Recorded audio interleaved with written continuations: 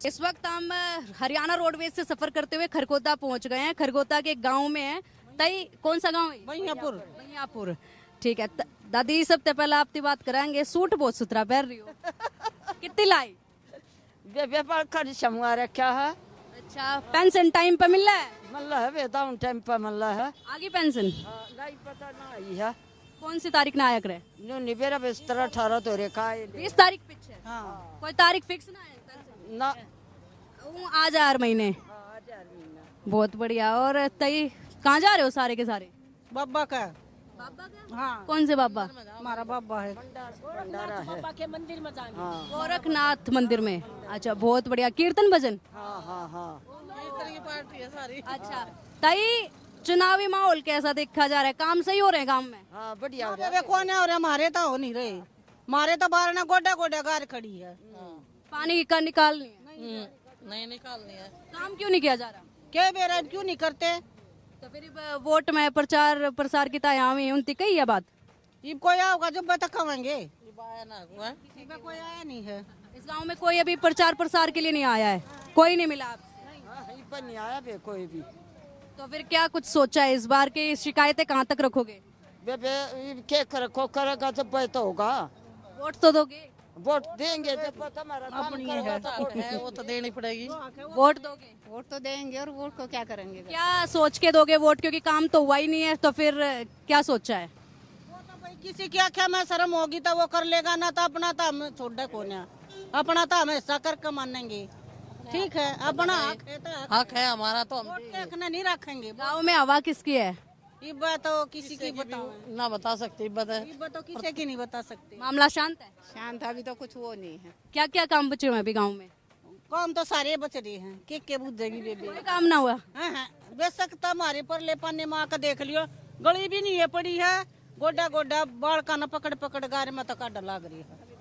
वो दस जा कभी कुछ हो जाए, बच्चे भी गिर जाए हैं। इतना ऊंचा है दागड़ी तक का गंदा नाला, उसमें कोई भी वो नहीं जा सकता। सभी नालियों का पानी जाता है उसमें, वहाँ से निकासी नहीं कहीं भी पानी की। तो चलते चलते हम पहुंच चुके हैं खरखोदा के बनियापुर गांव में, जहां पे हमें नजर आई है हुक्का पानी बैठक, भाईचारे की मिसाल। यहाँ पर ये एक बैठक बनाई गई है और इस बैठक में जो है ना, सब लोग इकट्ठा होते हैं दोपहर के टाइम पे या फिर छुट्टी का दिन होता है, जब लोग इकट्ठा होते हैं और इकट्ठा होकर यहाँ पर जो है ताश भी खेले जाते हैं। हरियाणा में सबसे ज्यादा ताश खेले जाते हैं, हुक्का पिया जाता है और भाईचारा यहाँ पर बैठ के जो है दिन भर की बातें करते हैं। क्योंकि हरियाणा में जो है ना, खेत का काम सुबह सवेरे निपटा लिया जाता है। खेत का काम करने के बाद चाचा ताऊ जो होते हैं वो इसी तरह की बैठक में बैठते हैं और दिन भर की गपशप होती है, तमाम तरह की चर्चाएं होती हैं और जो चुनावी मिजाज है वो सबसे ज्यादा यहीं से जाना जा सकता है। आप यहीं से हो? सोनीपत से और खरखोदा से हैं। वोट यहीं का है आपका? कैसा कुछ माहौल नजर आ रहा है? माहौल तो जी हुड्डा साहब का है। हुड्डा साहब का माहौल? तो कांग्रेस का माहौल आप बता रहे हो, क्यों? भाई 10 साल हो गए छक जा लोग बाग राज ने देख कर न। लेकिन सोनीपत में तो कांग्रेस को ही लगातार समर्थन मिल रहा है, तो कांग्रेस से नहीं छिके? ना कांग्रेस तो ना छक्के। हुड्डा साहब के उस्ता है, वैसे हुड्डा साहब की देनी है, कांग्रेस के उस्ता है। करते क्या आप? अपना खुद का बिजनेस है जी। किस चीज का बिजनेस? बैटरी सोलर का, इन्वर्टर बैटरी सोलर। चौपाल बहुत बढ़िया बना रखी है ये, तो पूरा दिन यहाँ पे बैठक बैठती है। हाँ जी, बैठक बैठती है। आने जाने वालों के लिए फ्री सेवा है, खाने पीने की, रुकने की, ठंडे पानी की व्यवस्था, वाटर कूलर लगा रखा है। वो कापी हो रुको, किसी गाड़ी में बाइक में पंचर हो जाए, तेल खत्म हो जाए, उसकी सुविधा है। पूरी सुविधा दे रखी है, फ्री सेवा सबके लिए। देखिए कितना नेक काम ये किया जा रहा है। ये चौपाल बनाई गई है जिसमें तमाम तरह की सुविधाएं भी जो है लोगों तक पहुंचाई जाती है। तो ये गांव का भाईचारा है। आपका कान टूटा हुआ नजर आया, पहलवानी करते हैं? हाँ जी, तो कहाँ पे पहलवानी कर रहे हैं अभी आजकल? ये अरसाना गांव में है अपना धर्मवीर पहलवान जगह खड़ा, वहाँ पे। कान क्यों तोड़ा जाता है पहलवानी में? अपने आप टूट जाए जी, अपने आप टूट जाता है? पहलवानी करते करते अपने आप टूट जाए है। तो किस उम्र में आपका ये कान टूट गया था? हो गए जी 4-5 साल हो गए जब टूट गया था। और कब से कर रहे हैं पहलवानी आप? कई साल हो गए, 23 साल। 8-9 साल हो गए। अच्छा, मुझे लगा बचपन से ही पहलवानी शुरू कर दी थी। 8-9 साल। तो 8-9 साल से पहलवानी कर रहे हैं। अभी पहलवानी में आगे क्या कुछ सोचा है? क्योंकि हरियाणा से तो पहलवानी निकल रहे हैं लगातार और सबसे ज्यादा मेडल यहीं से आते हैं। हाँ जी, फिलहाल चोट लगी हुई है, रेस्ट पे चल रही है। अरेस्ट पे चल रहे हैं। वोट तो आपकी बनी होगी? हाँ बन रही है जी। तो यही सोनीपत खरखोदा, हाँ जी। खरखोदा विधानसभा से क्या कुछ लग रहा है? देखो जी, बीजेपी ने भी बहुत अच्छा कैंडिडेट उतार रखा है मैदान में, 50-50 का मुकाबला है। बाकी 3 बार विधायक रह चुके हैं हमारे जयवीर जी, और जिसमें 1 बार तो सत्ता में ही थे, 2 बार हम विपक्ष में रहे हैं। तो जब सत्ता में थे जब भी है कुछ खास काम नहीं हुआ है, और विपक्ष में थे जब तो होना था ही नहीं। अब देखते हैं माहौल का क्या रहता है। बाकी सुनन में तो 50-50 का चल रहा है, सोच समझ कर वोट डालेंगे। तो अभी विचार कर रहे हैं आप? जयवीर जी से काफी संतुष्ट लोग नजर आए यहाँ पे, और जिस तरीके से कांग्रेस का उन्होंने भी बोला, आपके क्या कुछ विचार है? मैं सहमत हूँ युवा पीढ़ी से। बिल्कुल जी, अब देखेंगे, विचार करेंगे हम भी। तो अभी छिके नहीं है एक उससे, ये समय है, अभी समय विचार किया जाएगा। काम गांव के हो रहे हैं सही तरीके से? कोई काम नहीं जी। 10 साल तक नगर निगम से बाहर निकाल दिए, अब की बार पंचायत राज हुआ है, कोई ऐसे काम नहीं हुए विकास के। काम हो नहीं रहे हैं, और जो विधायक यहाँ पर बने हुए हैं उनसे आप सहमत भी हैं, उनसे आप राजी भी हैं? नहीं, राजी नहीं है जी विधायक जी से। 15 साल विधायक जी रह लिए, आज तक गांव में कभी शक्ल नहीं दिखाई। पर हवा तो आप उसी तरफ की बता रहे हैं। नहीं, मैंने कोई हवा नहीं बताई है। तो आप सहमत तो वहीं हो रहे हैं। मैं युवा पीढ़ी से सहमत हूँ, सोचेंगे इस बारे में किस पार्टी को वोट देना चाहिए, कौन सा प्रत्याशी ठीक हो सकता है। चेहरा देख के प्रत्याशी का किसी एक पार्टी की तरफ नहीं जा रहे हैं, जो आपके लिए काम करेगा आप उसको वोट करेंगे। जो पार्टी के जो काम की जिससे आस होगी उसी को वोट देंगे। तो आप इनसे सहमत हैं, क्योंकि वो तो हुड्डा साहब की हवा बता रहे हैं, ये अभी विचार कर रहे हैं। ये नहीं पता कितनी हवा बना दे, वो भी युवा पीढ़ी का है, हवा बहुत बना सकता हो। नहीं, अभी ये उससे युवा है। कहा यह जाता है कि हरियाणा के लोग जो हैं इस पे फोकस नहीं करते कि किस पार्टी को जिताना है, इस पे फोकस करते हैं हराना किसको है। ये सच है क्या? नहीं, ऐसा कुछ नहीं है, कैंडिडेट के ऊपर है जी। जैसे हमारा परिवार, हमारा जैसा भाईचारा, ये दीपेंद्र भाई साहब से जुड़े हुए हैं पुराने समय से ही। हम पार्टी को वोट नहीं देते, हम कैंडिडेट को वोट देते हैं। भाईचारा अलग, कैंडिडेट को देख के पार्टी अलग। हम भाईचारे में देखते हैं कि कौन कैंडिडेट कैसा है, कौन काम के लायक, कौन ना काम के लायक है। तो एक तरफ भाईचारा है, दूसरी तरफ अपनी अपनी पसंद भी है। कैंडिडेट को देखकर भी वोट करने के लिए विचार विमर्श किया जा रहा है, और दोनों ही तरफ के यहाँ पर बैठे हुए थे। युवाओं से भी बात की हमने और मिड एज वालों से भी बात की, लेकिन अभी विचार जो है वो किया जाना है कि किस साइड वोट दिए जाएंगे। कुछ लोग जो हैं वो बिल्कुल अपने मताधिकार को लेकर स्पष्ट थे, लेकिन भाईचारा भी उनके लिए खासा महत्वपूर्ण माना जा रहा है। तो यहाँ पर अभी चौपाल जो है वो सजी हुई है। ये ऐसी बैठक है जहाँ पर दिन भर यही चर्चा चलती है। युवाओं से भी हमने यहाँ पर चुनावी मिजाज जो है वो जानने की कोशिश की। खरखोदा गांव से पिंकी धड़कल लोगों से बात कर रही थी। उधर सोनीपत में बीजेपी के निखिल मदान वर्सेस कांग्रेस के सुरेंद्र पवार में सीधा मुकाबला है। निखिल मदान की जीत के दावों को भी सुन लीजिए।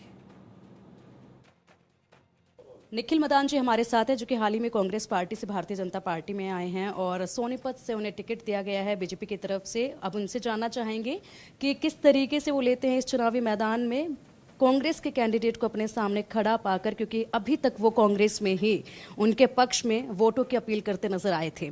निखिल जी, हाल ही में आप भारतीय जनता पार्टी में आए हैं, काफ़ी सारे लोगों को नाराज़ करके आपको टिकट दिया गया है, क्या रूठे हुए को मना लिया गया है?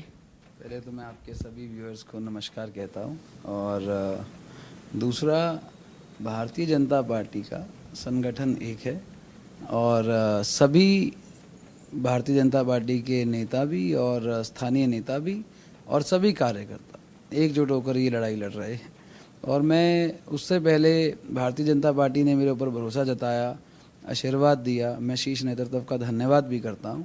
और मैं समझता हूं कि समस्त भाजपा परिवार, हमारे चाहे शहर का हो चाहे स्टेट का हो, सब एक है और एक होकर हम चुनाव लड़ रहे हैं।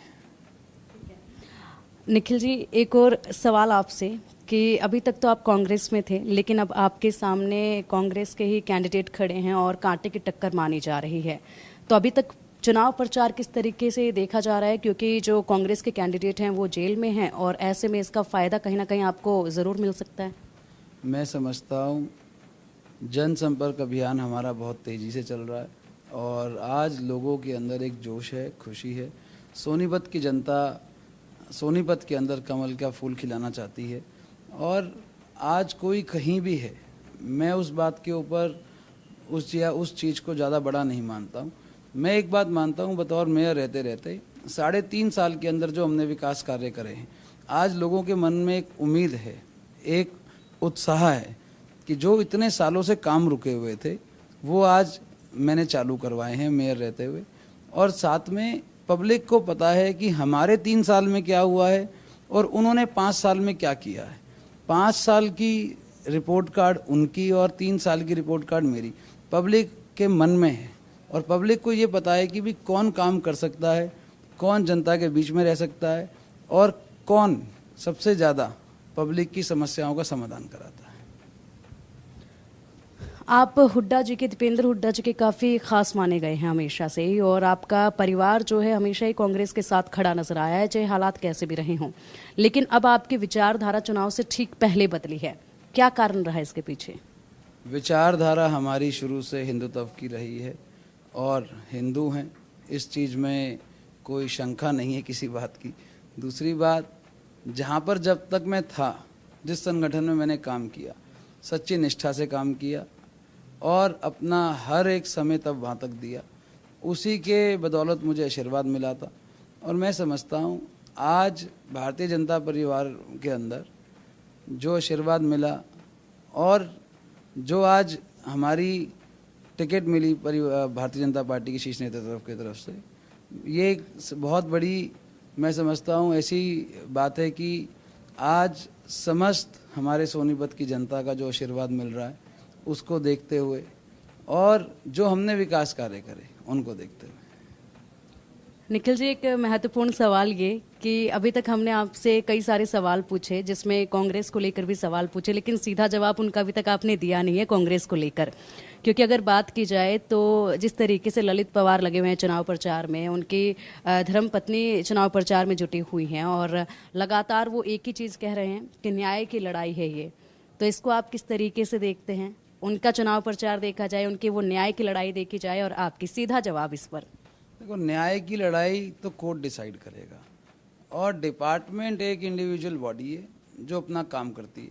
दूसरी बात, न्याय हुआ है या अन्याय है वो तो कोर्ट से पता चलेगा, वो क्या उसके तथ्य हैं, क्या सच्चाई है, उसके ऊपर मैं कोई टिप्पणी करूं वो सही नहीं है, क्योंकि मेरे पास कोई भी ऐसे आंकड़े नहीं हैं। हमारे साथ कांग्रेस से जिला युवा अध्यक्ष ललित पवार जी हैं, जो कि सुरेंद्र पवार के बेटे भी हैं। सुरेंद्र पवार जो है सोनीपत सीट से प्रत्याशी हैं कांग्रेस के और फिलहाल जेल में है, लेकिन उनके बहू और बेटे ने ये कमान संभाली हुई है प्रचार प्रसार की।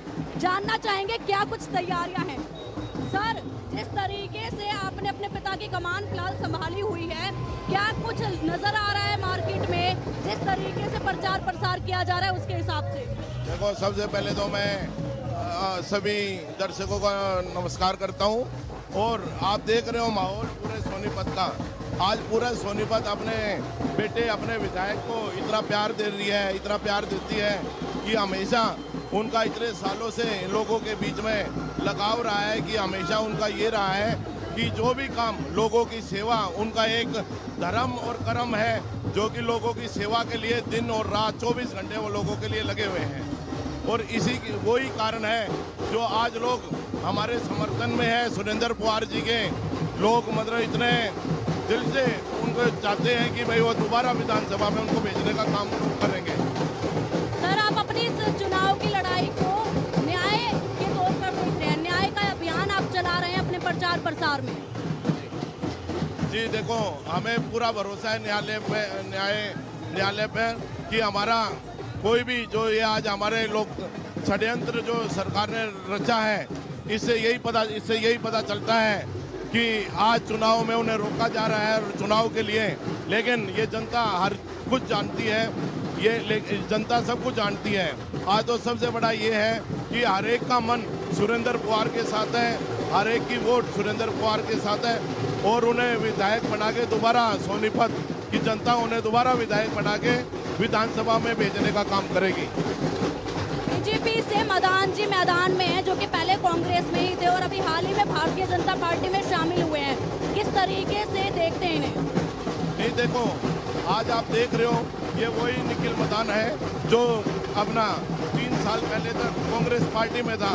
आज आपको सब पता है कि बीजेपी के पास कोई, इसका मतलब है कि कोई कैंडिडेट नहीं है, उनके पास कोई कैंडिडेट ही नहीं है अपनी पार्टी में, जो कि कांग्रेस पार्टी से कैंडिडेट भी उधार लेके उन्हें अपना प्रचार करना पड़ रहा है। तो इससे ये पता चलता है कि पूरा बीजेपी का सोनीपत के अंदर कोई प्रचार चर्चा नहीं है। आज सोनीपत के अंदर एक ही आदमी की आवाज है, सुरेंद्र पवार।